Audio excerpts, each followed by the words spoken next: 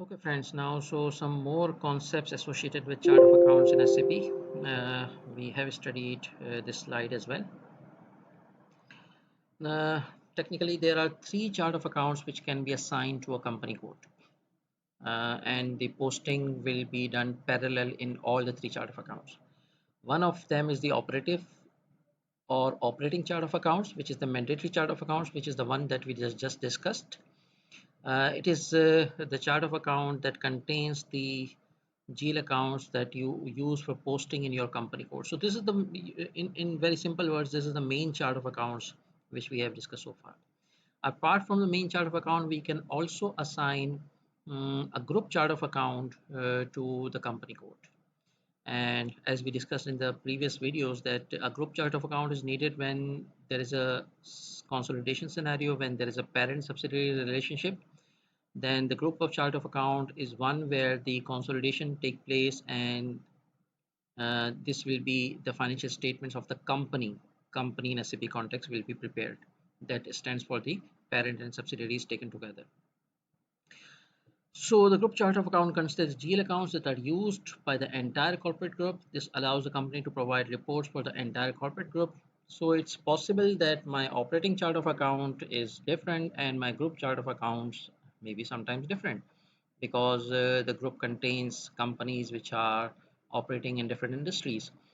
So group chart of account actually represents the parent entity's regulatory environment usually, whereas the operating chart of account reflects the subsidiary company's regulatory environment.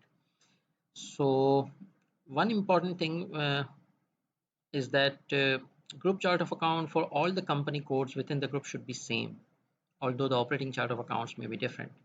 So in the previous example, when we discussed that there are three companies, two in textile, one in construction industry, and they have parent subsidiary relationship, then maybe their operating chart of accounts can be different.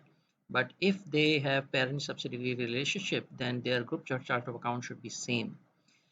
And since all of you are accounting students, so you should understand that a mapping is created on account to account basis between the operating chart of account and group chart of account. So we define which operating chart of account actually post reflects in which group chart of account on a one-to-one basis, and this is a one-time activity.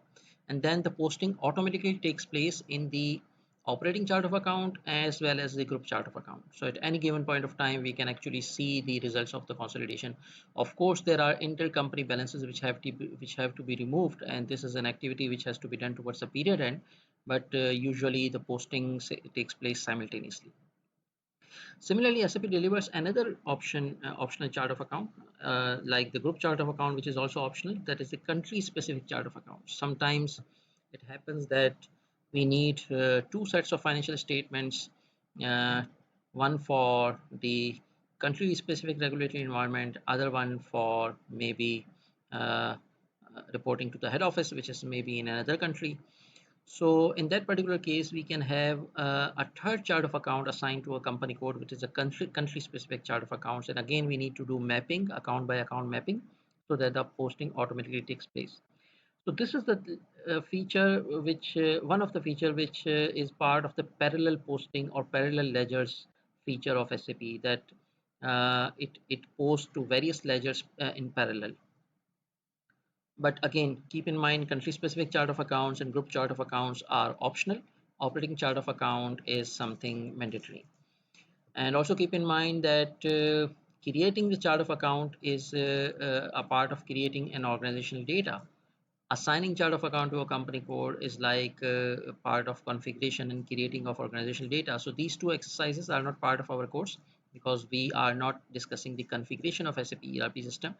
But at least you should know that there are T codes through which we can create a chart of account. There are T codes through which we can assign the chart of account to the company codes.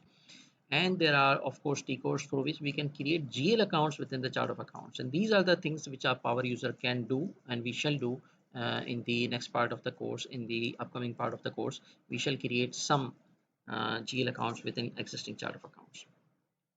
So this was all the discussion about chart of accounts. You can explore internet about more things, and for this particular course, for this the scope is uh, uh, whatever the scope is. So we have discussed to that extent the concept of chart of account in SAP. system. Thank you.